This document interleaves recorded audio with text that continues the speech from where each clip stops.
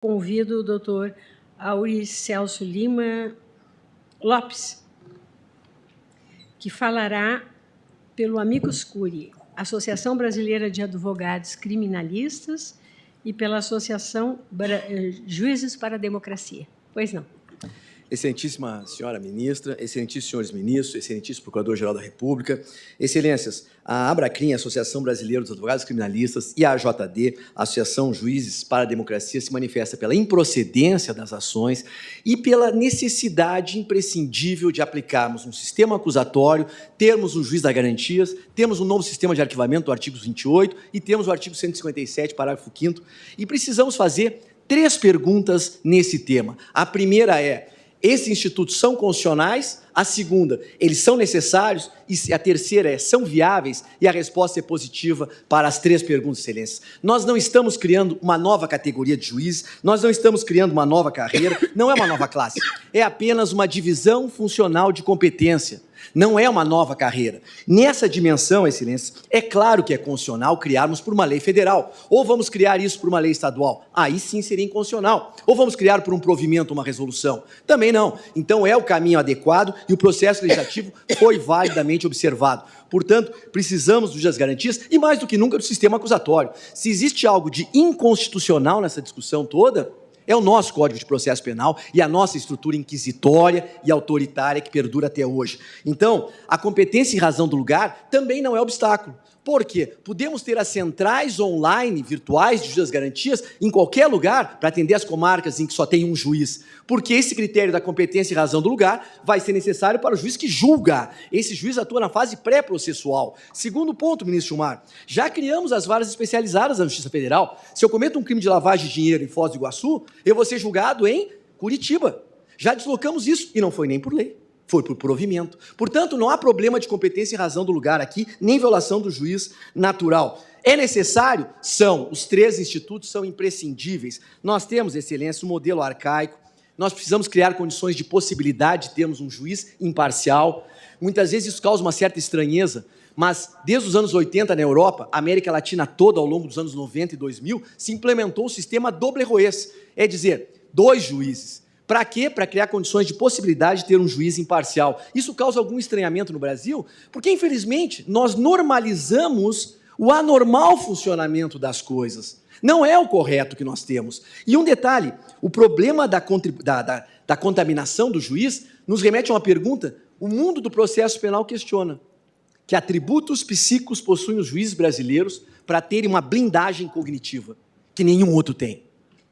Sim, nós não temos isso. E realmente não há nenhum atributo. É o imenso prejuízo que decorre dos pré-juízos. É uma questão do inconsciente. Não é uma questão de bondade. O juiz pode ter a melhor das boas intenções do mundo, mas isso é uma dimensão do inconsciente, a contaminação, que não é por ele controlável. É por isso que o artigo 157, parágrafo 5º, da prova ilícita, também tem que ser aplicado. Porque esse juiz que conhece uma prova ilícita, mas não que declarou, mas que conhece do conteúdo que produziu na frente dele, esse juiz não pode julgar. São, portanto, absolutamente necessários. E a história da Lava Jato, ministro Gilmar Mendes, teria sido diferente com as suas ilegalidades se nós não tivéssemos o mesmo juiz fazendo tudo do início ao fim, um mesmo juiz que não observa o sistema acusatório, um mesmo juiz que está contaminado, porque decretou quebra de estilo bancário, fiscal, telefônico, prisões, homologou delações e depois fez de contas que julgou, porque isso se chama um faz de contas cognitivo. Qualquer juiz está contaminado quando realiza tantos atos na investigação e depois é chamado a julgar. Não há uma blindagem psíquica para garantir isso. São viáveis? Plenamente viáveis. Demanda orçamento? Demanda um aumento de custo? Sim, mas não é nenhum absurdo, não é nada perto do que foi falado aqui em algumas manifestações. Não, temos hoje, pós-pandemia, um sistema de trabalho totalmente online. Podemos ter uma central de juiz das garantias para atender as comarcas contíguas que só tem um juiz.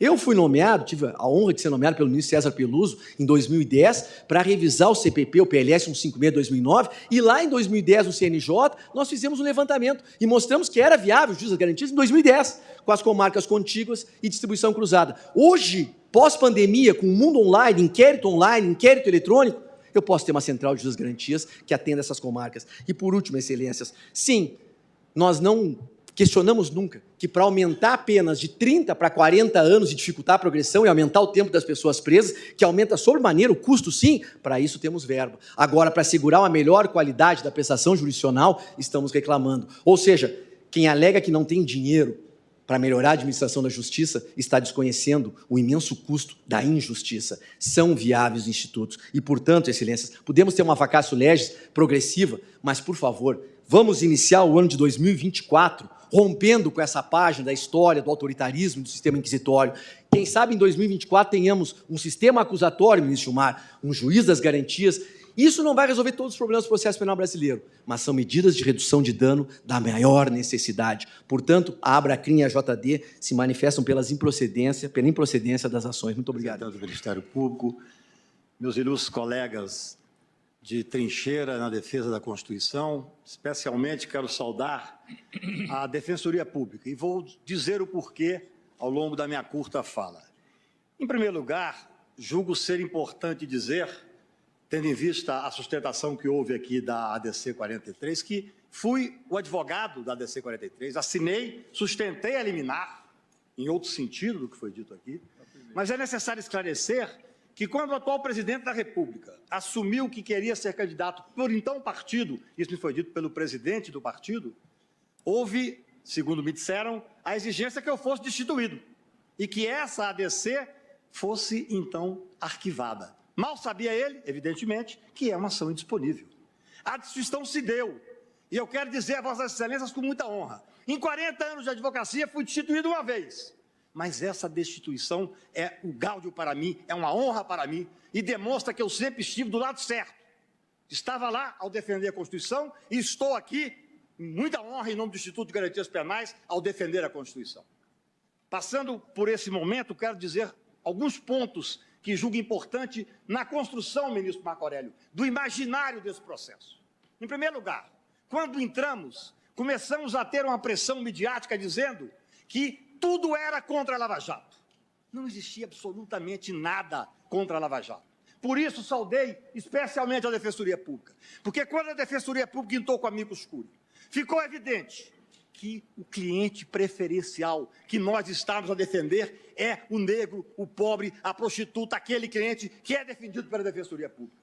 E a época da liminar, disse aqui dessa tribuna sagrada, que esse tribunal, disse com todo respeito, cometia uma incoerência, porque tinha julgado aqui o estado de coisas inconstitucional num julgamento histórico que elevou esse Supremo às cortes internacionais e logo depois flexibiliza um conceito constitucional para levar milhares e milhares de pessoas para essas masmorras medievais que são as cadeias brasileiras. Essa é um ponto que eu tratei quando tive a honra de ocupar a tribuna aqui, ainda na liminar. E é interessante, assim como nada tinha a ver com a Lava Jato, o segundo ponto, ministro Celso, com todo respeito, é dizer que essa ação foi uma ação programada para proteger, para beneficiar o ex-presidente Lula. Ora, quando entramos com a ação, em setembro de 16, o Lula não era sequer investigado. Quando julgamos a liminar, o Lula não era sequer absolutamente denunciado. Apenas em 2018 houve a condenação lá no Tribunal Regional. São falácias, como essa dos 160 mil, que seriam, em tese, soltos se fosse feito esse julgamento. Em boa hora, Sua Excelência, o presidente, também presidente do CNJ, veio demonstrar o absurdo que são esses dados. Porque houve uma clara manipulação. Essa ação talvez fosse a ação mais simples de ser julgada, ministro Fux. É decidir um conceito da Constituição. É cumprir ou não a clareza de um texto constitucional. Disse aqui, e digo em respeito a Vossas Excelências, que o Supremo Tribunal pode muito, mas não pode tudo, porque nenhum poder pode tudo no Estado Democrático de Direito. Não se pode exigir de Vossas Excelências, com a responsabilidade que já tem, que vão além dessa responsabilidade ao fazer uma análise de um texto que é absolutamente inquestionável. Essa é a questão posta com a devida vênia que trago aqui a Vossas Excelências. E digo mais, quando veio esta liminar de 6-5, o que eu disse para a imprensa? A imprensa que aplaudia porque queria ver 15 ou 20 pessoas poderosas a serem presas. Disse o seguinte, estão flexibilizando o preceito constitucional, uma cláusula pétrea. Amanhã vocês vão ter que aplaudir quando for flexibilizado a livre manifestação do pensamento. A propriedade privada, essa dificilmente será flexibilizada. Mas outros tantos direitos constitucionais do mesmo patamar constitucional, Nós não queremos muito, não, excelências. Nós queremos que se cumpra a Constituição. Esse talvez fosse o processo, não fosse esses meandros que nós tivemos que enfrentar ao longo desse tempo. Esse seria um processo, julgo que de certa facilidade, porque eu não tenho dúvida. Nós enfrentamos questões fora do processo.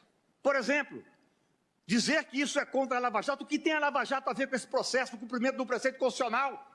É porque eu digo há 3 anos pelo Brasil, ministro Gilmar, que a estrutura de marketing da Lava Jato é muito melhor do que a estrutura jurídica.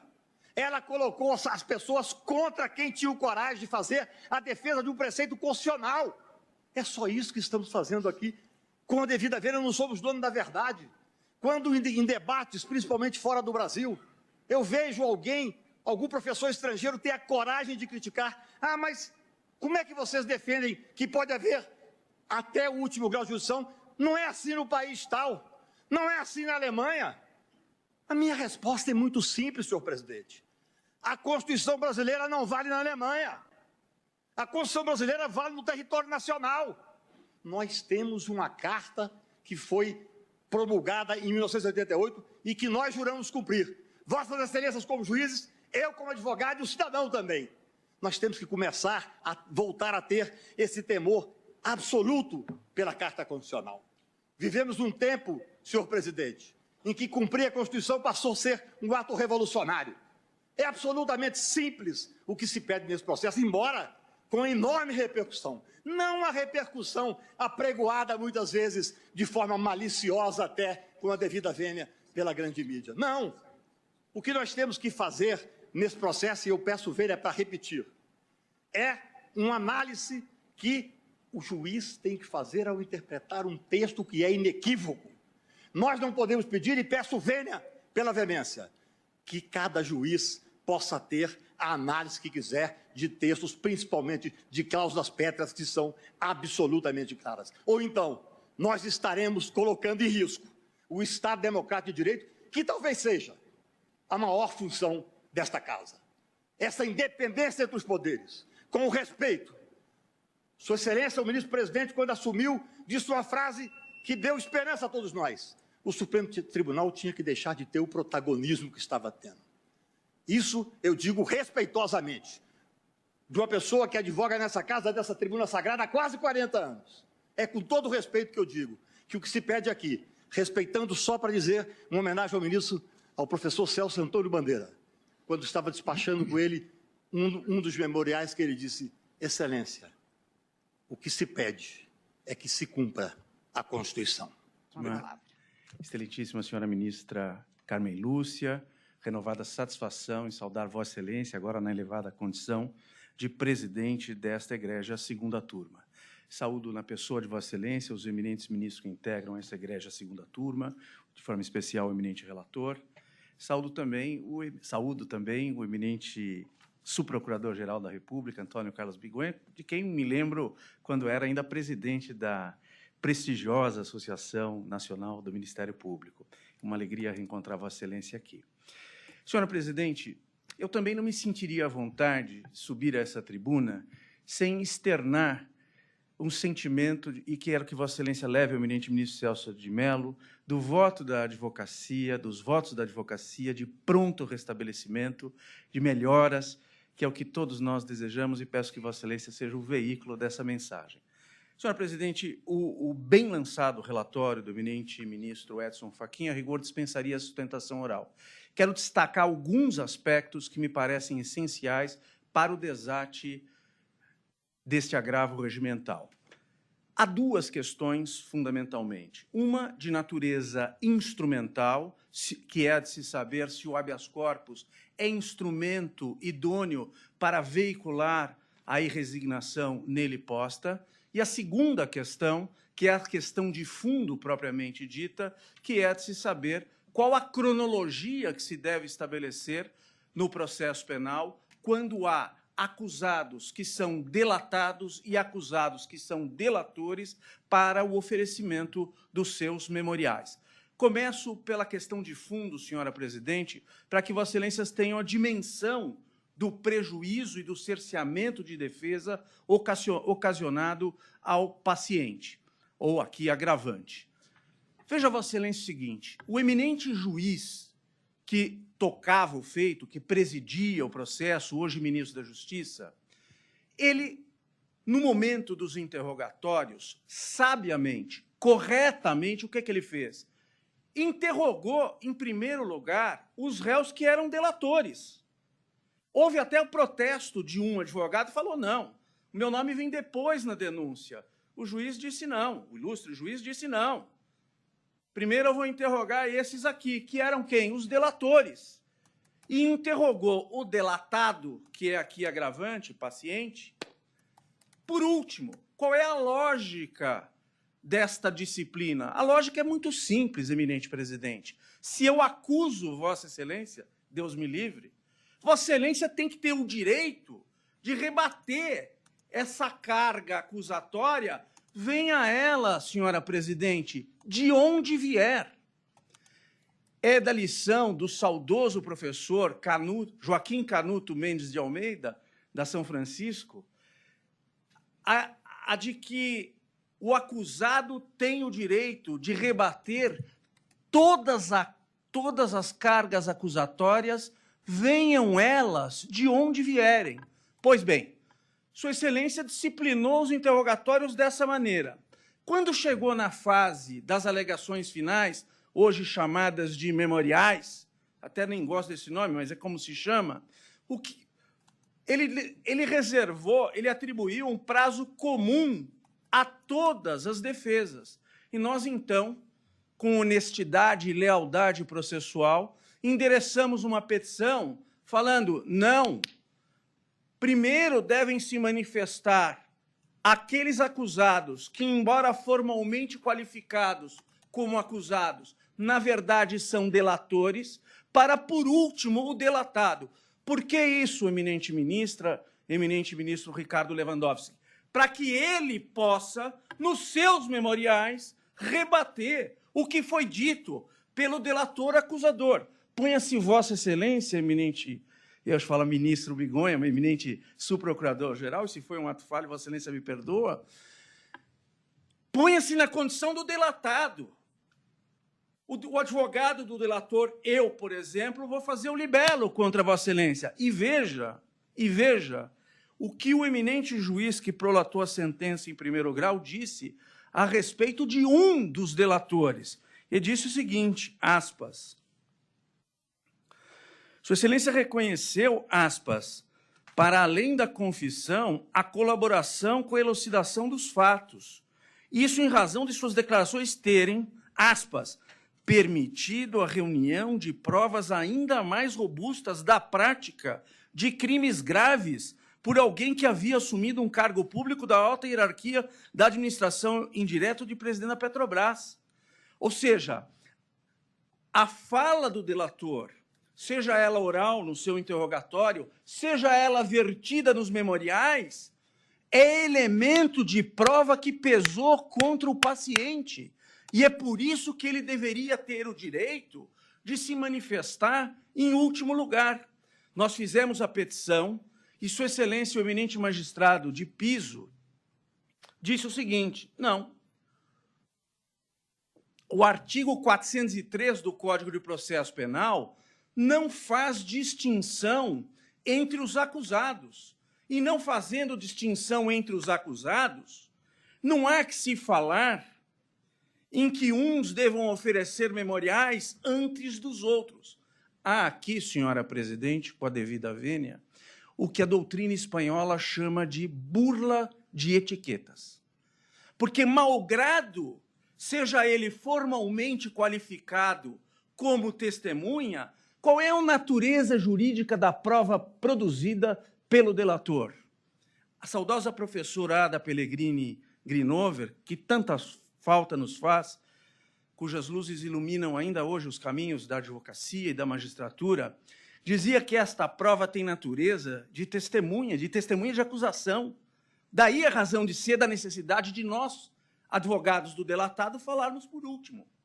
O professor, querido amigo Badaró, que ainda outro dia nos brindou com uma belíssima sustentação oral aqui, ele diz o seguinte, olha, não é exatamente a de testemunha a natureza jurídica do depoimento do delator, porque testemunha ele não é, mas ele pondera, com absoluta razão, que seria uma espécie de testemunha sui generis, porque ele é protagonista do fato e não terceiro que assistiu, viu e não participou. Mas, como quer que seja, tem uma carga acusatória esse depoimento e a defesa precisa a ele se contrapor. Sua Excelência rejeitou a nossa petição. Nós impetramos habeas corpus. O egrégio Tribunal Regional Federal da 4ª Região disse que essa era uma questão processual e que a via adequada não era o habeas corpus. Assim disse o egrégio STJ, até que o eminente relator, e Vossa Excelência me corrija, por favor, se eu me equivocar, entendeu que o habeas corpus não era um meio idôneo para veicular a questão do cerceamento de defesa, porque se pedia que se anulasse o processo para que se ofertassem os memoriais na cronologia adequada. E por isso se disse que, não sendo essa uma questão, se bem entendi a decisão de Vossa Excelência, e por isso se disse que, não sendo essa uma questão que atinava com a liberdade de ir e vir, o habeas corpus não era instrumento idôneo para veicular essa discussão. Com a devida e máxima vênia da respeitabilíssima decisão exarada nos autos, este Supremo Tribunal Federal construiu uma história em torno do habeas corpus, reafirmando em cada passo a sua importância para o controle da legalidade da ação penal, para o controle do devido processo legal. Cito aqui por todo, senhora presidente, o habeas corpus relatado pelo eminente ministro Celso de Mello, o 94.016, que figurava como paciente, hoje uma pessoa falecida, Boris Berezovsky, naquele episódio do MSI Corinthians. E ali nós tínhamos um juiz, que era um juiz que não adotava o Código de Processo Penal da República. Ele tinha o Código de Processo Penal dele. E ele fez o quê? Na fase dos interrogatórios, ele disse o seguinte: os advogados dos corréus, malgrado a letra da lei seja outra, não podem fazer reperguntas. A lei claramente diz, depois da reforma de 2008, que os advogados dos corréus podem fazer repergunta aos outros corréus, mas o juiz impediu. Isso gerou um cerceamento de defesa. O Tribunal Regional Federal de São Paulo disse que não havia sido demonstrado prejuízo. A mesma coisa disse o Egrégio Superior Tribunal de Justiça, relator o mesmo ministro Félix Fischer, que também espero que melhore. E veio aqui o colém do Supremo Tribunal Federal, relator o ministro Celso de Mello, a uma só voz nessa segunda turma, em antiga composição, e disse o quê? Não, isso reflete uma ilegalidade que atinge o contraditório e cerceia a defesa. Como aqui. O contraditório não é um slogan simbólico, o contraditório tem que ser efetivo.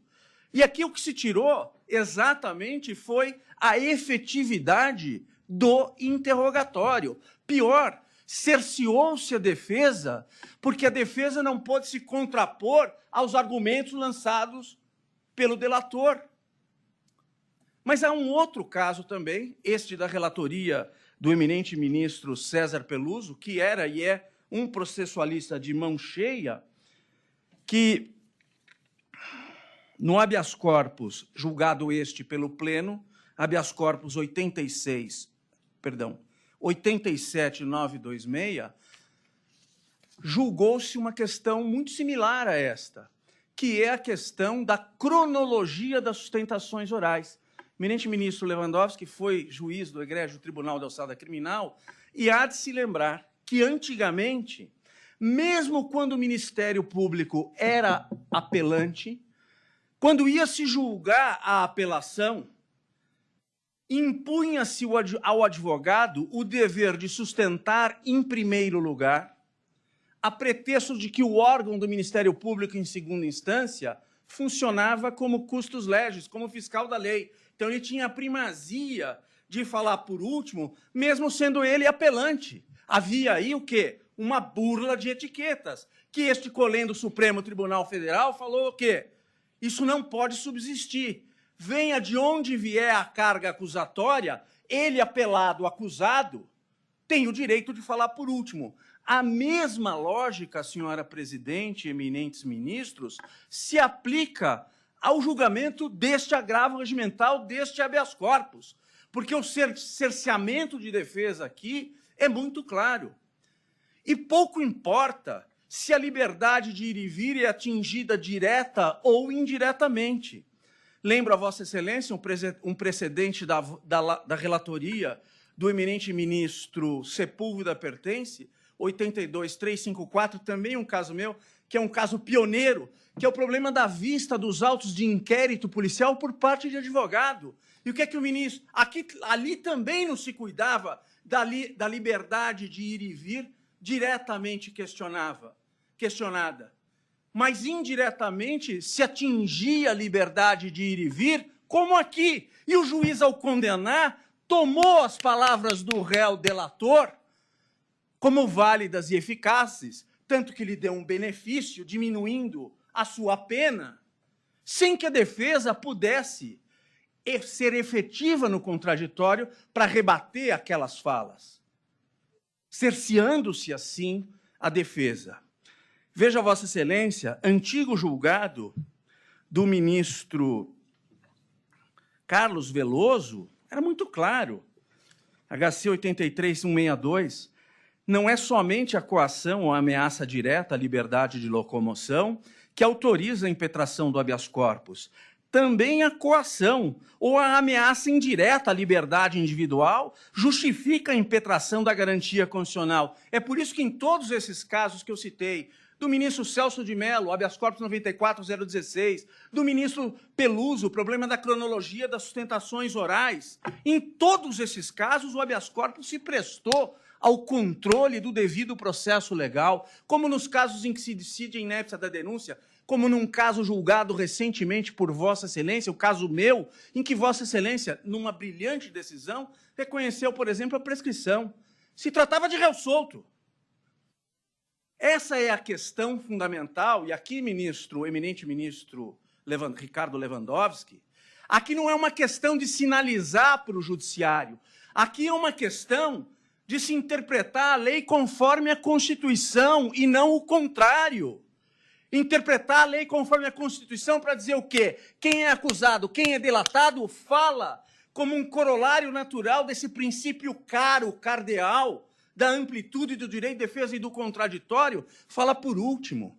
É isso que está. Aí se disse o seguinte, já encerro, senhora presidente, não se demonstrou o prejuízo. E como é que se demonstra o prejuízo numa situação dessa própria condenação que encampa a versão do delatado, que lhe concede um benefício? É a própria consubstanciação do prejuízo. São essas, senhora presidente, renovando as homenagens a Vossa Excelência, seus eminentes pares, ao eminente subprocurador-geral da República aqui oficiante, que nos trazem essa tribuna para pedir o provimento deste agravo regimental com a concessão da ordem como medida da melhor justiça. Obrigado. Toda a discussão, como foi bem enfocada pelo Dr. Fábio Tuffic, diz respeito à exata dimensão e latitude que deve ser dada ao artigo 5º, inciso 57 da Constituição Federal. Lá está inserida uma expressão trânsito em julgado, ou sentença que transita em julgado. O significado dessa expressão é indiscutível. O significado dessa expressão está incorporado nos léxicos jurídicos há décadas. Trânsito em julgado significa sentença que não comporta mais recurso. Significa, na linguagem de Liebman, aquela sentença que gera a definitividade dos seus efeitos erga omnes na perspectiva da sua intangibilidade. Trânsito em julgado, em síntese, significa trânsito em julgado. Podemos gostar ou não gostar disto. Podemos discordar da Constituição. Podemos dizer que ela é retrógrada, que ela é atrasada, mas é o que a Constituição diz. Pode-se utilizar qualquer instrumento hermenêutico, qualquer instrumento exegético, é o que está lá. E é esta Constituição que nós juramos defender. É esta Constituição cidadã que nos garante o Estado de Direito. Por isso, senhores ministros, senhoras ministras, há que se respeitar a Constituição. E a expressão trânsito julgado não foi colocada lá por acaso, senhor presidente. Ela tem uma lógica sistêmica, ela tem uma lógica axiológica. Essa lógica é que esta Constituição cidadã garante, acima de tudo e de todos, a dignidade da pessoa humana e a liberdade. Estes são os valores fundamentais que lá estão colocados e por isso se assegura que aquelas restrições a estes valores só podem ser dadas quando a certeza jurídica alcança o seu grau máximo. E com isto se vincula a competência desta Corte. Somente quando esta Corte não mais puder se pronunciar é que efetivamente se pode cercear esta liberdade. Tenho ouvido, senhores ministros, alguns argumentos com os quais eu quero dialogar. Apregou-se muito um consequencialismo jurídico, que a meu juízo não é aplicável ao direito penal. Mas vamos dialogar. O primeiro argumento que se coloca é que esta decisão acabaria com a violência, com a ilicitude, e que esta decisão eliminaria o sentimento de impunidade.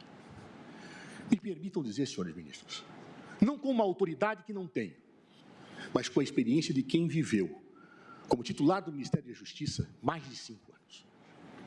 O principal problema da ilicitude e do sentimento de impunidade está no nosso sistema prisional. É lá que está. O crime é comandado dali. Lá pessoas entram pequenos delinquentes e saem grandes membros, portentosos membros de organizações criminosas. É lá que está o problema. Nós não temos unidades prisionais, salvo honrosas exceções, que permitem uma mínima possibilidade de recuperação. É entrar lá e destruir vidas. É entrar lá e sair destruído. Nós queremos ampliar isto. É isto? Para combater a violência? Pois é exatamente assim que nós fornecemos o tônus de sobrevivência das organizações criminosas. É quando nós colocamos pessoas lá, sem qualquer reflexão, e que até poderiam sair mais tarde. E essas pessoas são cooptadas por essas organizações. E saem de lá grandes delinquentes. Ou nós resolvemos o problema do sistema prisional no Brasil, ou não parará a impunidade. E posturas interpretativas como estas, que contrariam a Constituição, apresentam uma pseudo-situação de causa e efeito que não ocorre. Ela não ocorre. Não é prendendo desta forma que nós resolveremos o problema, só agravaremos o sistema. E se dirá, construam mais prisões. Eu tentei construir com o ministro. Tentei. Não há verba para suprir esse déficit. Não há. E mais, ninguém quer um presídio para chamar de seu. Ninguém quer. Ninguém quer um presídio na sua cidade. Os governadores não querem. Traz desgaste político, o custo é altíssimo. Não tem como resolver esse problema, a não ser enfiar pessoas como gado atrás das grades. Vamos continuar seguindo essa linha? Se fizermos isto, poderemos até ter o aplauso no primeiro momento, porque as pessoas pensam que tudo se resolverá. Estaremos tratando um tumor, uma pequena pastilha. Uma pastilha que faz cessar a dor momentânea. Mas estamos agravando e alimentando esse tumor. Não é justo pisotear-se a Constituição cidadã para termos uma política que joga contra a sociedade, que joga contra os seres humanos, que aniquila vidas, porque basta colocar alguém atrás das grades para que essa pessoa nunca mais se recupere, com honrosíssimas exceções. Honrosíssimas exceções. Um outro argumento que tenho ouvido, senhores ministros e senhora ministra, diz respeito aqui, bem, a eficácia disso. Pouco se revê as decisões, Na verdade, as revisões são quase sempre mantidas, porque aqui só se discute questões de fato, de direito, não se discute questões de fatos senhores. O direito penal moderno no Estado de Direito exige a discussão de limites da ação estatal. E é por isso que esta Corte tem um papel fundamental nesta questão, porque é ela que é a guardiã da Constituição e não pode abdicar dessa prerrogativa, É ela que tem que dizer, em último grau, se o Estado agiu bem ou agiu mal.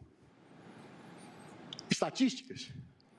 Vejo recentemente um artigo muito interessante, doutor Marco Aurélio Carvalho, do Grupo Prerrogativos a que pertenço, e doutor Pedro Carriello, que apontam números. Números que nem sempre são coincidentes com outros, que dizem que a eficácia é pequena. Eu não vou entrar neste mérito, senhores ministros, porque seres humanos não são insumos econômicos. Seres humanos não se medem por estatística. Um médico que cometa, após ter salvado 1 milhão de pessoas clinicando, um erro, uma imperícia numa cirurgia, perde a sua licença. O judiciário não pode ser avaliado por outra regra. Pode ter prendido muito bem, mas se prende alguém destruindo a sua vida, tem que ser recriminado. E é o que a Constituição quis fazer. A Constituição quis fazer isto, dar segurança máxima para que alguém pudesse perder um bem tão precioso como a liberdade. Mas as pessoas vão ficar soltas. E a impunidade, para isso existe a prisão preventiva. Para isso o sistema dá resposta. Se as pessoas trazem risco à sociedade, muito bem, que se prenda preventivamente, mas não coloquemos atrás das grades pessoas que não dão risco apenas porque o sistema judiciário é moroso. É moroso? É moroso. É ruim ser moroso? É. Mas não é abolindo direitos que eu resolvo essa dimensão. Vamos sentar, vamos discutir, vamos resolver o sistema, vamos dar mais situações céleres, vamos criar um juizado de instrução, vamos fazer o que quiserem, menos pisotear sobre a Constituição. Menos isso. Menos trancafiando pessoas que depois podem sair. Não importa o número, são vidas humanas. Não é gado, não estamos falando de arroba de carne, estamos falando de vidas, vidas destruídas. E quem tiver dúvida, visite um presídio. Visite um presídio. Eu vi cenas como ministro horrorosas, de cabeça sendo decapitadas e transformadas como um jogo de futebol, porque seres humanos, senhores ministros, que não são tratados como seres humanos, agem como bestas feras. E é o que nós estamos produzindo com situações interpretativas como esta. A opinião pública, me desculpe, não se pode confundir opinião pública com o senso comum. Opinião pública exige discussão profunda, amadurecida, refletida, discussão de estudos. Hoje, essa resposta é epidérmica. É utilizada com argumentos retóricos sem nenhum estudo. Não se discute o sistema prisional para se discutir essa possibilidade que aqui hoje efetivamente se decide. Fosse o senso comum valer, venhamos abolir os tribunais e vamos transformar a justiça naquelas arenas romanas, em que o imperador havia sim ou não. É assim que nós vamos tratar os seres humanos? Senhores, estamos no Estado de Direito. E como tal, devemos respeitá-lo. Respeitemos a Constituição. Respeitemos aquilo que nós juramos cumprir. É o que peço a Vossa Excelência. Seja bem-vindo, doutor. Tem a palavra.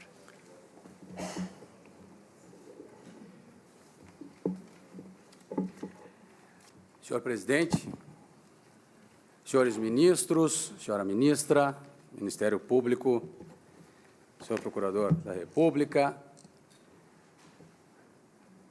senhores colegas da acusação, meu colega da defesa, senhoras e senhores. Quando retornava da Batalha de Troia, Ulisses percebeu que passaria pela ilha de Capri. Temeroso de sucumbir ao canto das sereias, Ulisses determinou que se colocassem cera dentro dos ouvidos dos tripulantes e ordenou que ele fosse amarrado à embarcação.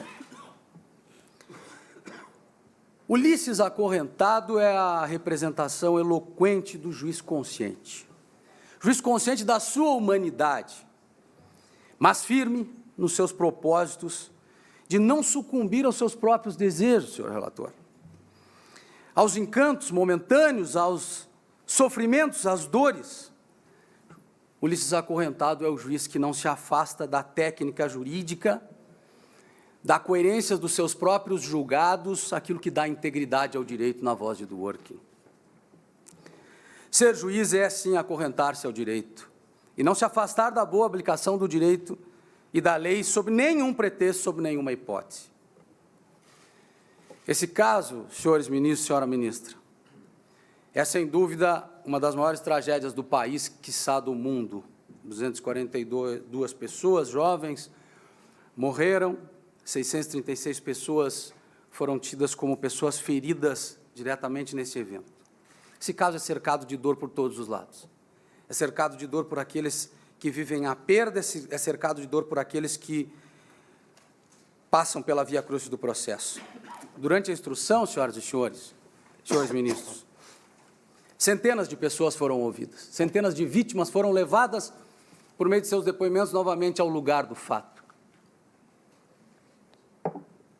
Técnicos, policiais, peritos, mais de 16 mil folhas formam esse processo. Familiares hoje estão aqui, como estiveram em todas as sessões, vigilantes, permanentemente atentos a tudo que acontece, à espera de um resultado. Enfim, senhores ministros, senhora ministra, não é o processo mais importante do país, mas é um processo muito importante. E para as pessoas que nele habitam e que trabalham nesse processo, é realmente muito difícil. Mas para os senhores julgadores, é um processo penal. Sempre um processo penal carrega uma carga de dor e sofrimento, para citar Paulo Cláudio Tovo. Mas como juiz Ulisses, como Ulisses acorrentado, sofrendo com toda a sua humanidade, o que a defesa pede aos senhores e pede à senhora ministra é que julguem este fato, de acordo com os precedentes desta Corte, com as súmulas desse Tribunal e do Supremo Tribunal Federal, e que mantenham a integridade das suas decisões.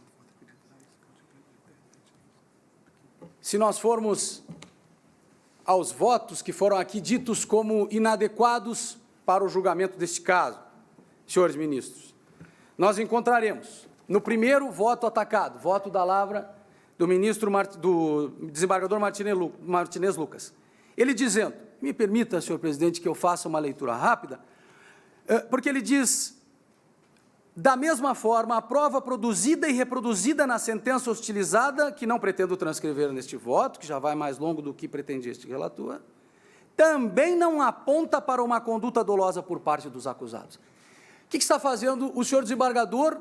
E aí me permitam os senhores representantes da acusação divergir. Ele está fazendo aquilo que lhe cabe fazer.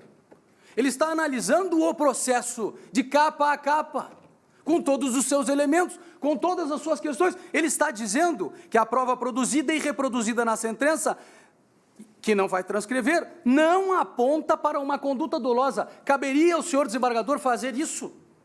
Verificar se ali há uma conduta dolosa ou não? Caberia a ele analisar a prova para fazer esse julgamento? Mas me parece que sim. Me parece que sim, e ele vai adiante. O que se tem de fato é que a boate funcionava regularmente, ainda que com algumas pendências, mas sem qualquer obstáculo por parte das autoridades encarregadas da fiscalização. Ministério Público, sim, que não chegou neste fato, doutor Marcelo, na ocorrência do delito, chegou muito antes, porque fiscalizava esta boate e nunca pediu que ela fechasse. Prefeitura, sim, municipal, Corpo de Bombeiros, sim, que concedeu os alvarás. E aí diz o desembargador que não embargaram o estabelecimento, nem exigiram cuidados especiais com sua disposição ao seu revestimento. De igual sorte, o show pirotécnico já havia sido realizado anteriormente, sem qualquer incidente. E aí diz o senhor desembargador, analisando sim o processo, analisando cuidadosamente, analisando profundamente, adequadamente, é um desembargador que tem no seu gabinete um dos processos mais importantes do Estado, sim. E ele diz, em conclusão, tem o quê? Não obstante o brilho do sentenciante, embora reconhecendo a complexidade fática e jurídica do feito, não se pode manter a decisão pronunciatória, eis que não demonstrado agir doloso dos recorrentes. Única hipótese de sua submissão a julgamento pelo tribunal do júri. E aqui o que está acontecendo é que, inteligentemente, astuciosamente, a acusação diz, havendo duas soluções, a dúvida conduz ao julgamento pelo júri. O que aconteceu neste julgamento não foi isso. 12 pessoas se debruçaram, sim. Quando um processo chega ao final, nós podemos ter 20 pessoas debruçadas sobre um processo. E o resultado final não necessariamente será o conjunto da obra. O que se tem aqui, Foi um tribunal que por 2 vezes analisou o caso e proferiu o seu julgamento, como tem que ser, cuidadosamente, senhor ministro. E veja o que diz o desembargador Lucas Martinez Lucas, cioso, ciente da sua responsabilidade. Ele diz: a propósito, tendo em vista o que está dito na sentença, sou obrigado a registrar que a competência do tribunal do júri se limita ao exame da matéria de fato e não a questões teóricas do direito. E vai mais, o senhor desembargador diz: e não a questões teóricas do direito que refogem ao conhecimento dos juízes leigos. Ora, a distinção entre dolo eventual e culpa consciente é um dos mais tormentosos temas do direito penal, repleto de nuances, abstrações e sutilezas, o que, por evidente, não pode ser entregue à apreciação dos simples representantes da sociedade. O que fez o senhor desembargador? Analisou a prova. No primeiro julgamento, na primeira Câmara. O que fez, na sequência, desembargador Vitor, no julgamento dos embargos infringentes. Quando julga os embargos, ele vai na linha do desembargador Martinez, do voto minoritário, e diz: seria por demais enfadonho repetir nesse voto os fundamentos expendidos no voto minoritário, mas de qualquer forma é de ser dito, como já fez o desembargador Manuel Lucas, que a prova examinada na sentença de pronúncia não aponta para uma conduta dolosa por parte dos acusados, seguindo-se a assertiva de que estabelecimento noturno em que se deu a tragédia funcionava regularmente, embora com algumas pendências, sem obstáculo das autoridades encarregadas da fiscalização, Ministério Público, Prefeitura Municipal e Corpo de Bombeiros, somando-se ao fato de que o show pirotécnico já havia sido realizado anteriormente sem qualquer incidente. O que disseram, então, os senhores desembargadores? Que as autoridades estiveram inúmeras vezes nesta casa, que as autoridades concederam os papéis para o funcionamento desta casa, e que estas mesmas autoridades nunca disseram e nunca colocaram sequer um óbice ao modelo de funcionamento, tanto estrutural como em qualquer outra nuance que se tenha. Veja, os bombeiros até hoje, senhor presidente, senhor relator, senhora ministra, até hoje os bombeiros defendem que aquela porta é a porta correta e que o PPCI foi bem concedido. Aliás, diga-se de passagem, por importante que seja, que o PPCI foi concedido ao proprietário anterior e não ao meu cliente, Elisandro Spor. Quando ele recebeu essa casa, ela tinha PPCI, ela tinha alvará, ela estava com toda a documentação e mais. O Ministério Público do Estado do Rio Grande do Sul, por um promotor de justiça, mantinha 2 termos de ajustamento de conduta, 2 inquéritos civis, um dele com termo de ajustamento de conduta, e essa boate funcionando. Fotografaram o interior da boate. O Ministério Público entrou pela porta da frente e fotografou o interior, fotografou as barras, fotografou tudo o que havia na boate. O que os desembargadores disseram não é que há dúvida entre A e B, o que eles disseram é que o que há de prova neste processo indica, pela leitura da denúncia, inclusive, que aqueles elementos são elementos de um agir culposo. Pois o Elisandro Spor estava dentro da boate, senhor presidente, senhor relator, com a sua esposa grávida. Ela respondeu este processo como vítima dele de tentativa de homicídio. Há uma incongruência que não é só de letras jurídicas ou de dogmática penal, há uma incongruência de bom senso, de razoabilidade. Ele não agiu para matar quem quer que seja e sequer estava diante da possibilidade de entender que ali havia uma conduta arriscada. Eles estavam todos, e ele com a esposa, se divertindo. Era isso que faziam. Não havia ali assumir o risco e aceitar o resultado, nunca. A futura criança que nasceria do ventre da sua mulher estava dentro da casa noturna. Então, isto é assumir o risco. O que os desembargadores fizeram foi analisar a prova e o contexto da acusação para dizer: isto é culposo. E aí nós teríamos que fugir completamente desses autos e pensar, se uma denúncia é oferecida por um crime doloso contra a vida, numa situação imaginária qualquer, e o tribunal verifica pela prova, com desacertos entre pares, como acontece aqui todo o tempo. Alguns determinam a soltura, outros determinam a manutenção da prisão. Quantas vezes? Às vezes é solto, às vezes é preso. E não é a soma dos resultados anteriores que vai determinar isso. Pois bem, o que diz o recurso ministerial, senhor relator? Olha o que diz e como é eloquente a súmula 7 a impedir a análise desse caso. Diz assim: Folha 1500, eu vou seguir algumas folhas aqui do recurso e diz: cumpre observar que a pretensão recursal voltada à revaloração dos elementos de convicção de que se serviu o colegiado no julgamento do recurso instituído. Aqui na sustentação oral foi assim. E segue. Esse recurso, ele é pura análise de prova. Diz mais à frente: analisou cada uma daquelas evidências de forma sectária. O tribunal fez isso fora do seu contexto, amesquinhando o seu poder de convicção, mas esse é o papel do Tribunal de Justiça. Os senhores têm repetido aqui a saciedade, cansativamente, que não se examina a prova em recurso especial. Se a acusação não gostou da solução dada pelo tribunal, porque foi uma solução que poderia ter sido outra, afinal, ela amesquinhou o valor da prova, pois bem, esse é o papel do Tribunal de Justiça. Se a posição é de que esta valoração é mesquinha, pois bem, a súmula 7 não permite que isto seja trazido a vossas excelências. A valorar esta mesquinhez ou não. E segue.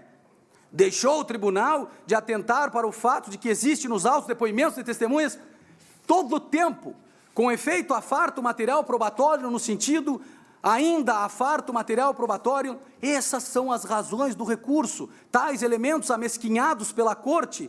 Nesse aspecto, vale lembrar o depoimento do agente da loja, e segue, excelências, segue. O tribunal não analisou a prova de acusação, analisou as evidências trazidas pela acusação de forma sectarizada. Ok? Esse é o papel de um julgador, analisar a prova. Foi isso que o tribunal fez. E diz a acusação: existe vertente a corroborar o seu entendimento. Mais à frente, os próprios adminículos probantes trazidos no acórdão, depois, todos os elementos que apontavam o risco, enfim, havendo vertente probatória. Senhores, o que aconteceu no Tribunal de Justiça foi o julgamento do caso com a análise da prova como deve ser. O que se está pretendendo aqui é a revaloração, é revolver o material de prova. Nós estivemos em todas as audiências, estou nesse processo desde a segunda-feira posterior a este fato. Venho acompanhando este caso desde o primeiro dia. Senhores, nós fizemos um trabalho de prova muito grande. Foram dezenas, centenas de pessoas ouvidas, provas feitas. O que o tribunal fez foi analisar isso. Foi analisar isso. E mais até. Quando ele diz que essa descrição feita na denúncia é uma descrição própria de um agir culposo, ele não está colocando em dúvida a prova, ele está fazendo análise da prova e dizendo: não é da competência do jurado, do júri, o julgamento deste caso por falta de um crime doloso. No mesmo sentido, afastou as qualificadoras também pela análise da prova.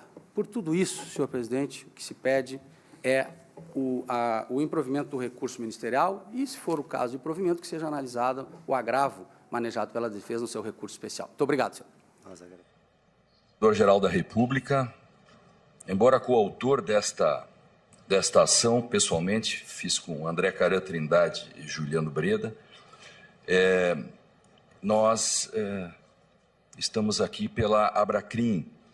O nosso Juliano Breda, pela OAB, fez uma tomografia epistêmica, portanto, uma arqueologia, e não precisamos mais falar sobre o histórico de toda essa questão.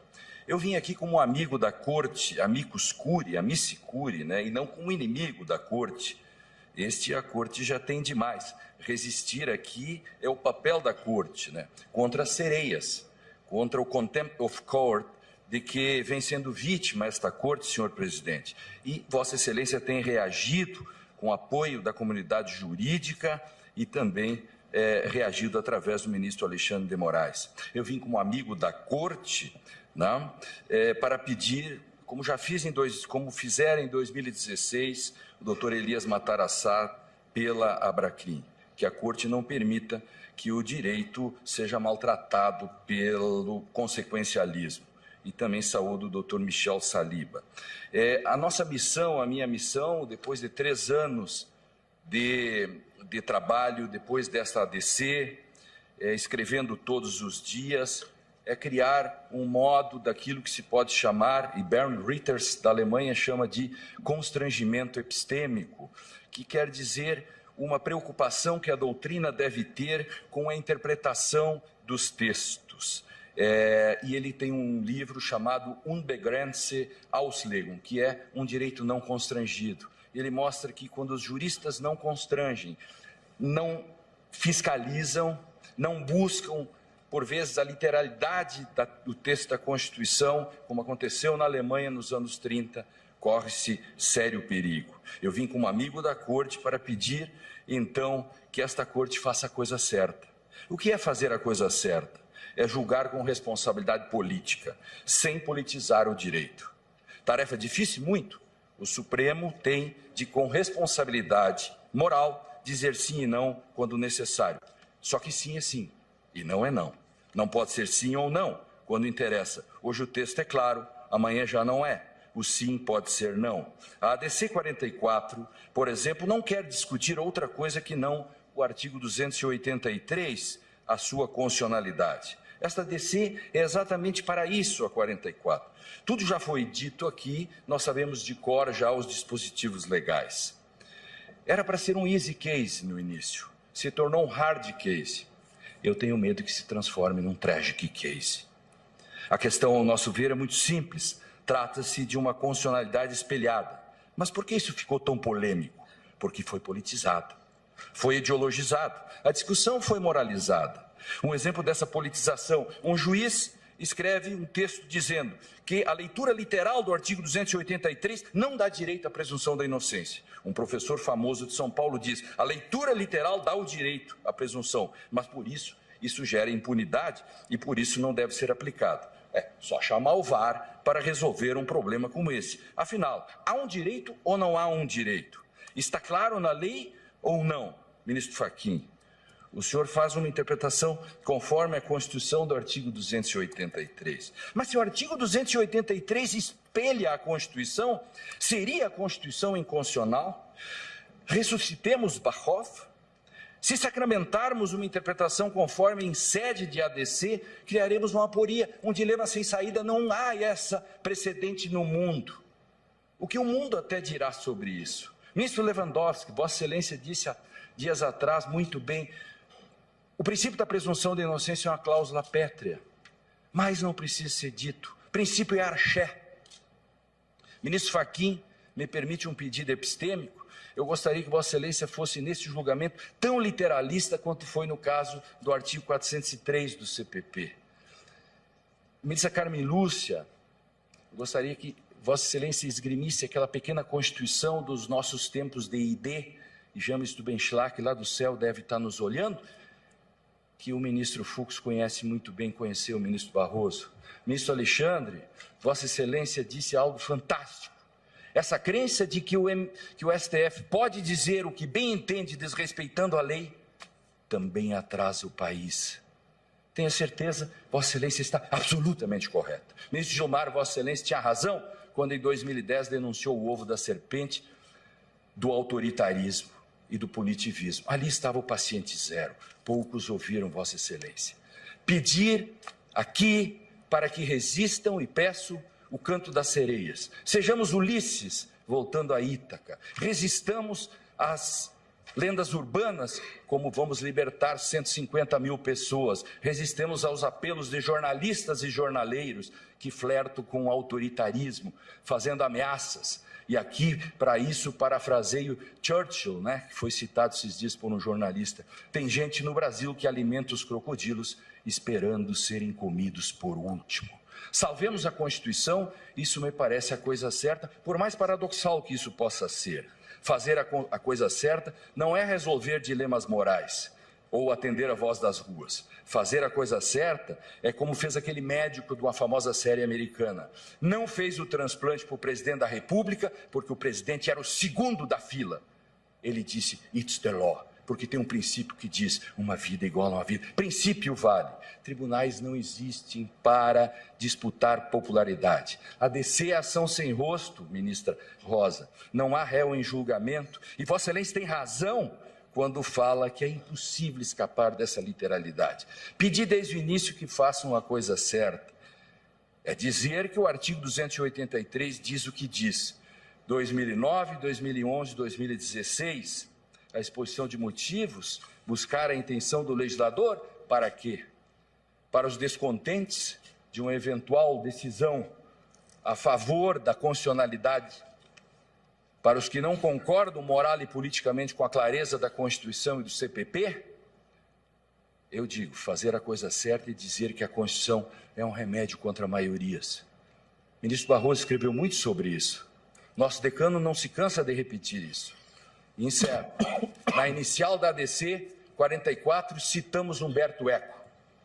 Aspas. Frequentemente os textos dizem mais do que seus autores pretendem dizer, mas menos do que muitos leitores inconformados gostariam que eles dissessem. Isso se aplica ao texto constitucional e ao artigo 283 da Constituição. Obrigado. Então, seguimos esta ordem. Eu convido o doutor Pier Paulo Cruz Bottini para falar em nome de João Paulo Cunha.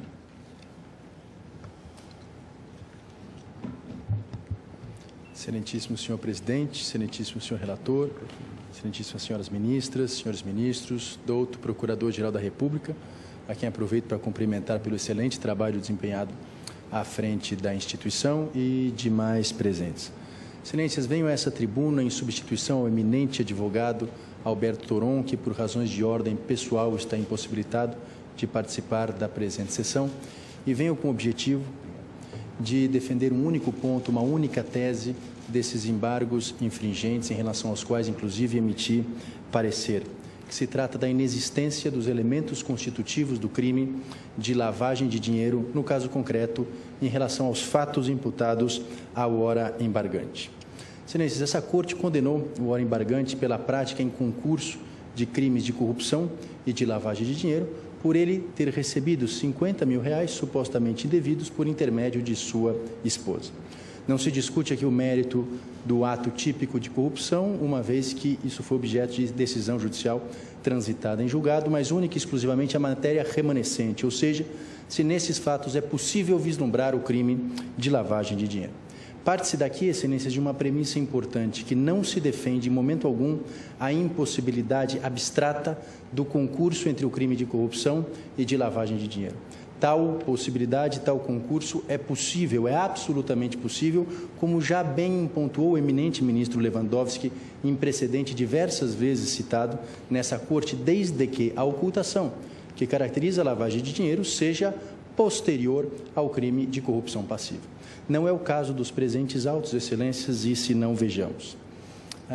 Essa Corte entendeu presente a ocultação necessária à lavagem de dinheiro, no caso em tela, por dois motivos, em dois momentos específicos. Em primeiro lugar, entendeu por ocultação o fato do dinheiro ter sido recebido por interposta pessoa, e, em segundo lugar, entendeu como ocultação o fato do dinheiro advir de uma movimentação financeira tida por irregular, por fraudulenta. Comecemos pelo primeiro ponto, excelências, o fato do dinheiro ter sido entregue por interposta pessoa, no caso em tela, pela esposa do ora embargante. Não parece aqui, excelências, que exista ocultação, que exista dissimulação. A esposa do embargante foi ao banco em horário útil, durante o dia, pegou R$50 mil em espécie e assinou um recibo. Excelências, embora essa Corte, no recurso de habeas corpus, número 8086, tenha entendido que a ocultação que caracteriza a lavagem de dinheiro não precisa ser sofisticada, não precisa de complexidade, é evidente que é necessária alguma ocultação, algum indício de dissimulação.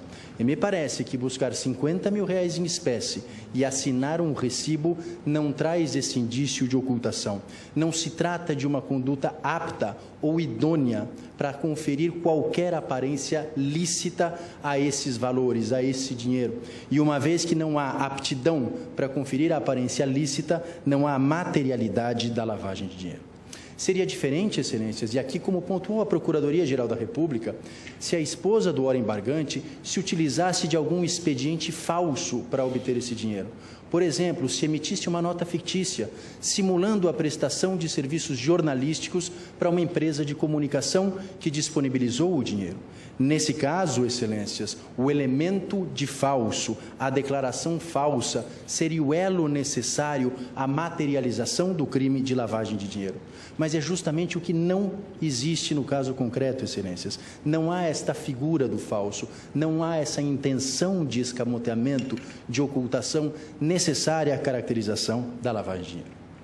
Mas ainda assim, excelências, imaginemos que o ato de receber estes valores por interposta pessoa, por sua esposa, fosse considerada uma ocultação, uma dissimulação.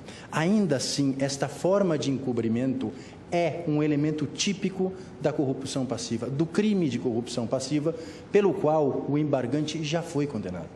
Excelências, o artigo 317, que descreve a corrupção passiva, o descreve da seguinte forma: solicitar ou receber vantagem indevida vantagem indevida, direta ou indiretamente. Trata-se de um tipo penal de condutas alternativas.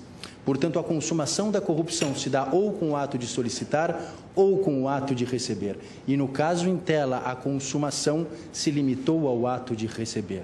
Porque em nenhum momento a denúncia descreve o ato, o verbo de solicitação. Não se diga, como faz a Procuradoria-Geral da República, que a consumação da corrupção se deu com o ato de aceitação dos valores indevidos. Excelências, a aceitação não é figura típica, não é verbo previsto no tipo penal, de forma que, pela elementar princípio da legalidade, não se pode considerar o ato de aceitar valores ilícitos como ato de consumação da corrupção passiva. Portanto, no caso em tela, a consumação da corrupção passiva se deu pelo ato do recebimento dos valores indevidos. E o ato de receber valor indevido pelo tipo penal da corrupção pode ser feita direta ou indiretamente. E o que não é receber indiretamente, se não receber por interposta pessoa? Portanto, excelências, receber por interposta pessoa não é um novo crime, não é lavagem de dinheiro. Se trata de uma das formas expressamente previstas da prática do crime de corrupção passiva. Data vênia, excelências, não cabe aqui a analogia que foi feita em relação ao crime de homicídio e de ocultação de cadáver. O ato de matar alguém e de ocultar o cadáver são tipos penais diferentes, são crimes diferentes e podem ser aplicados em concursos porque o tipo penal de homicídio não contém a ocultação de cadáver. Se o tipo penal de homicídio contivesse a ocultação de cadáver, se estivesse descrito matar alguém com ou sem a ocultação de cadáver, não se poderia condenar em concurso, mas por crime único. E é justamente o que ocorre no crime de corrupção passiva. Se trata de receber com ou sem interposta pessoa. Portanto, são formas alternativas da prática do mesmo tipo penal. Não se trata de um concurso de crimes, mas de um concurso de normas, que se resolve pelo princípio da contingência, uma vez que a lavagem de dinheiro, neste caso, está contida no crime de corrupção passiva. Se trata da aplicação do princípio da consunção. E não se diga, como faz a Procuradoria-Geral da República, que não se aplica o princípio da consunção porque se trata da proteção de bens jurídicos distintos. Excelências, o princípio da consunção existe justamente para resolver as situações em que as normas protegem bens jurídicos distintos. Porque se não fosse assim, a prática de roubo sempre seria condenada em concurso com a prática do crime de ameaça. E se não é única e exclusivamente porque a ameaça está contida no tipo penal de roubo, ainda que os bens jurídicos protegidos sejam distintos. Essa Corte, em inúmeros precedentes, excelências, ela reconheceu a consunção ou reconheceu a absorção entre o crime fiscal e o crime de uso de documentos falsos. E, excelências, aqui, evidentemente, os bens jurídicos são absolutamente distintos. Diante disso, excelências, não parece um argumento válido a inadmissibilidade da consunção pelo fato dos bens jurídicos serem distintos, porque esta Corte já reconheceu a consunção em hipóteses semelhantes por diversas vezes. Logo, não existe aqui a ocultação. Mas se existe a ocultação, ela está contida no crime previsto do artigo 317 do Código Penal, pelo qual foi condenado já o ora embargante. Mas, por fim, excelências, e aqui já encaminho para a conclusão, passemos ao segundo fundamento da condenação. Por ocasião do presente julgamento, alguns ministros entenderam que a ocultação que caracterizou a lavagem de dinheiro não era o recebimento através de interposta pessoa, mas sim pelo fato do dinheiro, dos valores advirem de uma movimentação financeira fraudulenta ou uma movimentação financeira irregular, em uma clara alusão à movimentação da empresa SMPIB dentro da instituição do Banco Rural. Excelências, por mais que se tenha esta operação ou estas operações por irregulares, por fraudulentas, e aqui não é o momento de discuti-las, elas não podem ser imputadas ao embargante. Em primeiro lugar, porque não há nos autos, em momento algum, indicação de que ele soubesse ou sequer desconfiasse dessas operações financeiras. Portanto, aqui não parece haver dolo, nem mesmo na forma eventual. Em segundo lugar, ainda que ele soubesse, não há elemento algum nos autos que indique a sua participação objetiva em tais movimentações financeiras, seja na forma de execução direta, seja através de autoria imediata, seja através de domínio dos fatos, seja através de uma mera colaboração. Excelências, não existe qualquer participação, até mesmo porque, se houvesse, o ora embargante poderia ser denunciado pela gestão fraudulenta, o que seria perfeitamente possível nos termos do artigo 30 do Código Penal, ou pelo crime de formação de quadrilha nesta gestão desta instituição financeira. Não foi, excelências. Mas, por fim, e o que parece mais importante, o ora embargante, essa dissimulação, esta operação financeira, ainda que fosse considerada lavagem de dinheiro, não poderia ser imputada ao embargante porque ela antecedeu o ato típico de corrupção passiva, o ato típico do recebimento de vantagens indevidas. E a lavagem de dinheiro, excelência, se caracteriza por uma ocultação posterior ao ato típico, posterior à prática do crime antecedente. Condenar alguém por uma ocultação que antecede o crime antecedente, que precede o crime precedente, parece inverter a lógica do tipo penal sem fundamentação legal. Parece aqui, excelências, como já bem pontuou o eminente ministro César Peluso, uma ampliação em excesso do âmbito de abrangência da norma penal. Portanto, em conclusão, excelências, não parece aqui que existiu qualquer ocultação. Se houve ocultação, ela está contida no crime, na descrição típica de corrupção passiva, através do recebimento indireto. E, por fim, se entender a ocultação como a movimentação financeira irregular, ela antecede a consumação do crime de corrupção, daí porque não pode ser considerada lavagem de dinheiro. Diante de todo o exposto, excelências, e diante da importância do presente caso, não só por sua repercussão política, mas também por se tratar de uma decisão que praticamente inaugura a orientação dessa Corte sobre lavagem de dinheiro, porque todas as manifestações anteriores, ao que me consta, se deram no estreito âmbito do habeas corpus, requer-se que sejam providos os presentes embargos, não apenas como medida de justiça, mas para que se solidifique um entendimento estrito dentro do âmbito da legalidade do crime de lavagem de dinheiro e para que se pacifique definitivamente a tormentosa jurisprudência a respeito da aplicação do presente tipo penal. É o que se requer e agradeço a atenção dos senhores. Agradeço ao doutor Pier Paulo Bottino.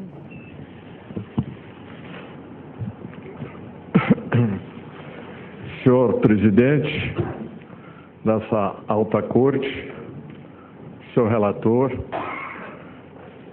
senhor revisor, senhoras ministras, senhores ministros, senhor procurador-geral. Todas as vezes que um advogado vem a esta tribuna, ele traz aquilo que Rui Barbosa chamava de o respeito supersticioso que os advogados e os estudiosos do direito têm por essa corte a qual foi designado o papel tão importante na vida constitucional, na vida jurídica, na vida pública e social do Brasil. E estamos aqui hoje, na continuação de um julgamento onde se tem que praticar tanto a acusação como a defesa, como se fosse um grande júri. Um júri com integrantes extremamente qualificados. Um júri não composto de juízes leigos, mas um júri no sentido de que nos cabe reconstruir uma realidade passada que nós não testemunhamos e nem podemos olhar pelo retrovisor, na sua densidade, na sua espessura, para tentarmos trazer o mais possível para esse momento e para esse lugar aquilo que aconteceu há tanto tempo atrás. É uma tarefa difícil, é uma tarefa delicada, porque aqui, ao invés e sobre julgar princípios de direito, nós estamos julgando seres humanos aos quais são imputados delitos de penas altas, num processo difícil de ser julgado, num processo cuja junção, na minha opinião, artificial, numa confederação de condutas, acaba por tornar mais difícil, mais intrincada a tarefa de retirar daqueles 236 volumes e 500 apensos o que nele se contém, a fim de que se possa chegar a um veredito que seja justo.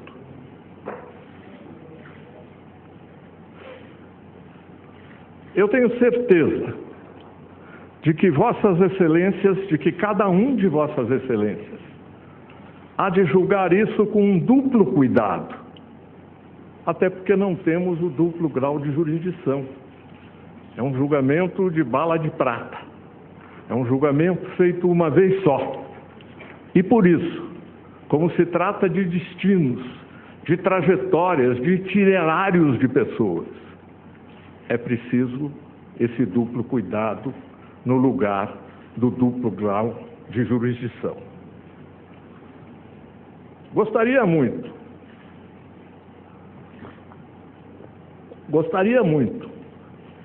de poder usar nesta defesa, que não é uma sustentação só, aquilo que se chama de a aristocracia da lógica, que é a síntese. Mas num caso como esse, com 236 volumes, com centenas de depoimentos, é preciso que eu vá me valer da democracia da lógica, que é a análise. De modo que não esperem uma defesa sintética, não esperem uma defesa brilhante, mas sim um campear através dessa prova no que diz respeito a José Roberto Salgado, que é o meu cliente nesse caso. Terei que entrar muitas vezes naquilo que o eminente advogado criminal de São Paulo, Valdir Troncoso Pérez, chamava de a mediocridade do detalhe, percorrendo a prova da melhor maneira que me seja possível, a fim de que consiga mostrar a Vossas Excelências, senhoras ministras e senhores ministros, a manifesta e absoluta inocência de José Roberto Salgado, que não é acusado de corrupção, não é acusado de peculato, nem é acusado de desvio de recursos públicos. Então, para fazer esta defesa, eu tenho que caminhar por essa trilha, dizendo inicialmente que para que se traga José Roberto Salgado para a lógica interna desta imputação feita com competência e com brilho pelo senhor Procurador-Geral da República nas suas manifestações anteriores e na sua sustentação aqui, é preciso revogar a teoria da relatividade. Porque as coisas que se apontam a ele, ele não estava naquele momento nos cargos que devia ocupar. A ministra Rosa nos disse outro dia que o processo é uma marcha para frente. E realmente, assim como a vida. E nesse caso, em relação a José Roberto Salgado, o que se verifica, e Vossas Excelências estudaram esse processo, refletiram sobre ele, receberam aquilo que a acusação e a defesa lhes enviou nesse processo, em relação a José Roberto Salgado. Não existe nenhum tipo de prova que não seja contraditório, que não seja esgarçado, que não seja escasso, que possa levar a um juízo condenatório.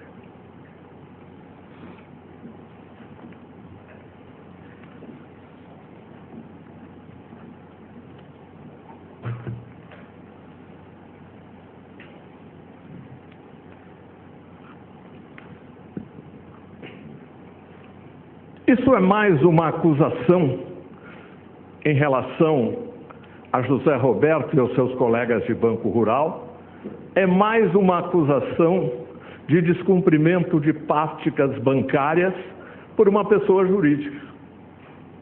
Durante todo esse processo,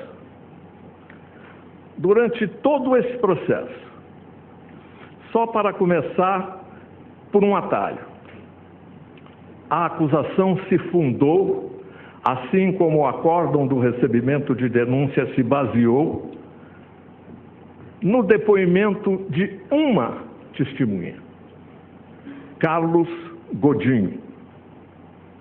Carlos Godinho, um ex-funcionário do Banco Rural, que foi posto para fora, que foi demitido, que foi incluído num programa de demissão voluntária, que era ocupante de um cargo de terceiro escalão dentro do banco e que lançava a mão para se defender do temor que ele tinha das irregularidades que lhe seriam imputadas, de uma política extremamente agressiva de entrevistas para jornais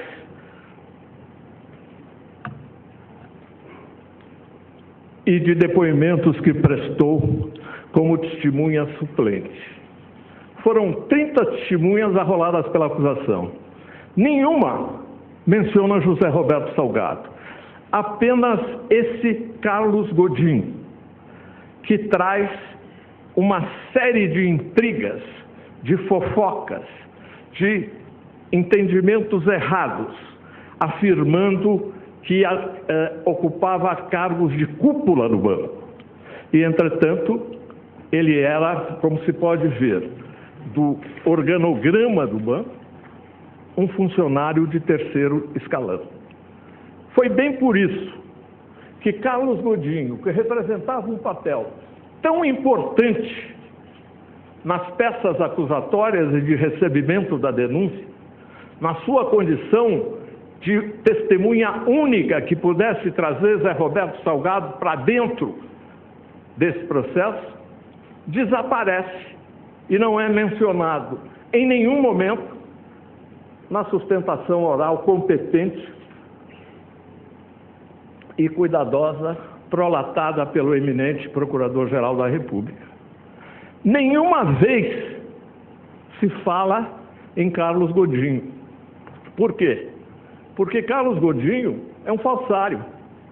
Está provado numa reclamação trabalhista que ele falsificou um documento que depois, apontada essa conduta, ele retirou dos autos da reclamação trabalhista. Ele dizia que conhecia a fundo o processo. Entretanto, submetido ao crivo do contraditório, ele não resistiu.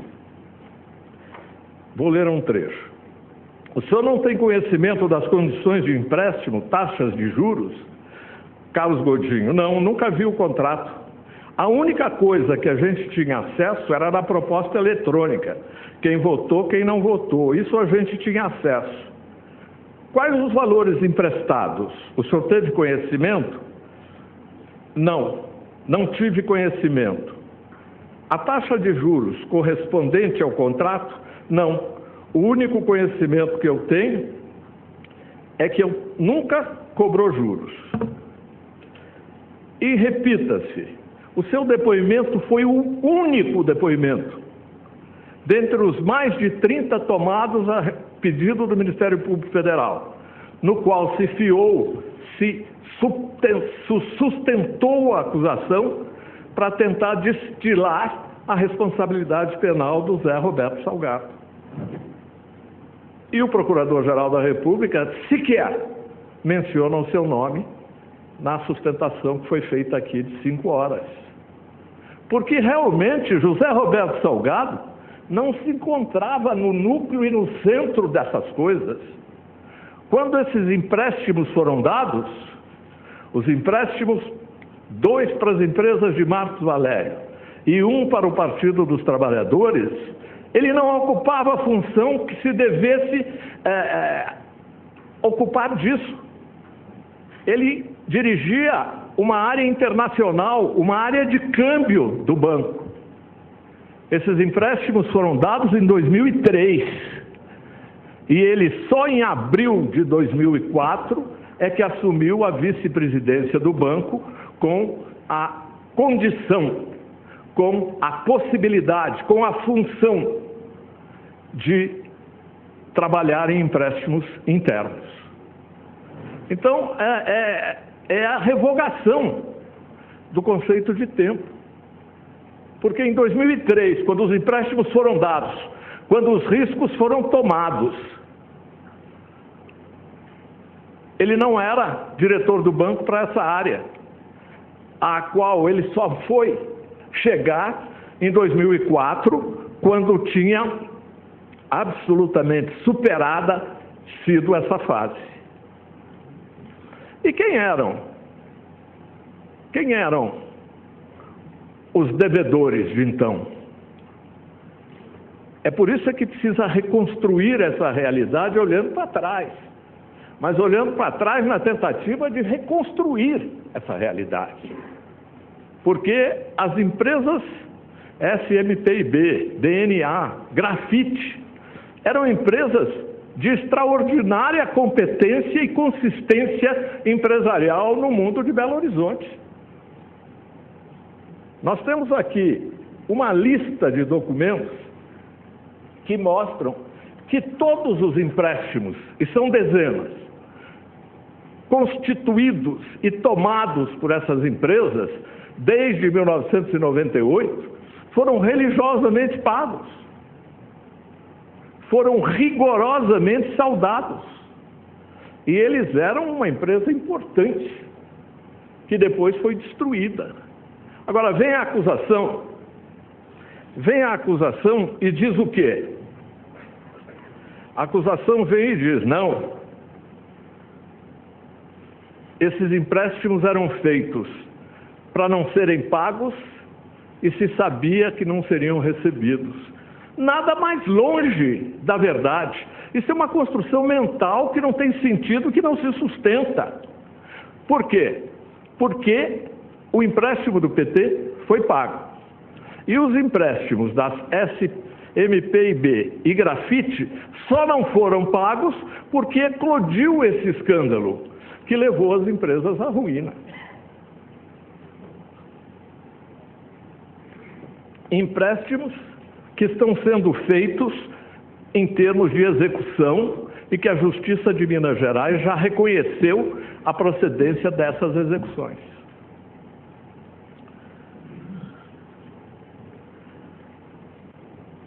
Esse Carlos Godinho, que em boa hora o Ministério Público abandonou, e abandonou assim a sua única prova testemunhal que envolvia José Roberto Salgado,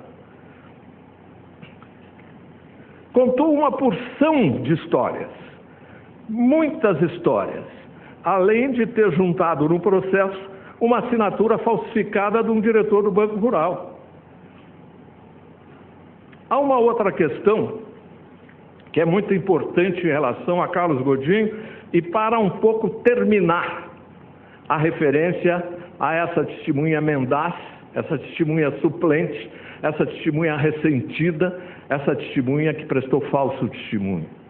É quando ela menciona uma ata da 23ª reunião do Comitê de Controle Interno e Prevenção a Ilícitos do Banco Rural. O órgão acusatório conferiu grande importância ao documento, ao destacar uma referência no sentido de que movimentações dos clientes com mais de 2 anos de relacionamento com o banco não caracterizando lavagem de dinheiro, como se clientes antigos pudessem ter carta branca para cometer ilícitos sem ser fiscalizados. A Procuradoria acentuou, fundou essa asserção.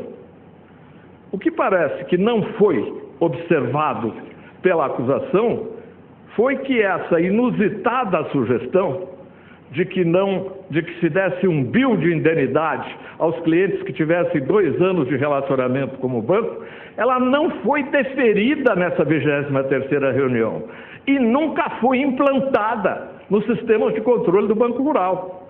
Ela foi apresentada, por outro lado, pessoal e formalmente, pelos 6 superintendentes de compliance, que é exatamente o seu Carlos Godinho. Então, esse intrigante, para tentar se cobrir, para tentar escapar dos riscos que ele imaginava correr pela sua atuação, saiu para a agressão. E ele, nessa ocasião, dessa 23ª reunião, ainda levantou mais uma hipótese de relaxamento dos mecanismos de compliance do banco, que não foi atendida e que não foi incorporada nas normas do Banco Central. Por isso, e terminando de vez com essa testemunha que não merecia estar aqui, como não mereceu estar na acusação do Ministério Público, depois de ter servido de base o tempo todo para a acusação.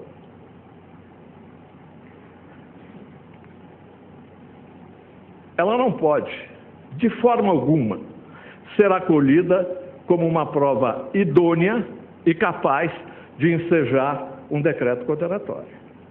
É a única testemunha abandonada pelo Ministério Público agora, nesse momento da sua sustentação e dos debates aqui em plenário. Quem é José Roberto Salgado? É um homem com uma vida impecável, uma carreira bancária impecável, autoridade em sistemas financeiros, homem que profere conferências em seminários do Banco Central. A denúncia, em suas profusas 138 laudas, faz 21 referências a José Roberto Salgado. Nenhuma dessas 21 com a indicação de qualquer conduta individual do José Roberto Salgado. Nenhuma. Ela não indica que ele fez, que ele praticou, que ele conseguiu, que ele tentou, que ele se articulou. É claro que nós sabemos que o resultado de que depende a existência do crime somente é imputável a quem lhe deu causa. E a causa é uma ação ou omissão sem a qual o resultado não teria ocorrido. E no caso, a denúncia não aponta a ele. Em nenhum momento, nessas 21 menções, não aponta nenhuma ação, nenhuma omissão, nenhuma circunstância, nenhum fato, nenhuma atitude que ele tenha tomado capaz de levar a isso. A denúncia não responde qual é a atuação habitual, organizada e reiterada do José Roberto Salgado. Como é que ele concorreu para o mecanismo de branqueamento? Não se diz. Não descreve como é que ele efetivamente atuou na pretensa montagem de uma engrenagem financeira. Essa ele não podia atuar mesmo, porque nesse tempo, 2003, ele estava na área internacional e de câmbio do banco. Ele só veio a assumir a vice-presidência em 2004. E também não narra a petição inicial da ação penal 470, de que modo Salgado efetivamente comandou as remessas de valor para o exterior. Nenhuma ação lhe é atribuída, nenhuma omissão lhe é atribuída penalmente relevante. Tudo que se fala de José Roberto Salgado vem do depoimento prestado por esse cidadão Carlos Godinho, falsário, e que a acusação, em boa hora, deliberou relegar ao esquecimento. O fato de ele ser, José Roberto Salgado, responsável por uma instituição financeira, não significa, evidentemente, ainda mais no momento em que se vai decidir a sua sorte nessa ação penal, que ele seja responsável pelos delitos cometidos no âmbito dela.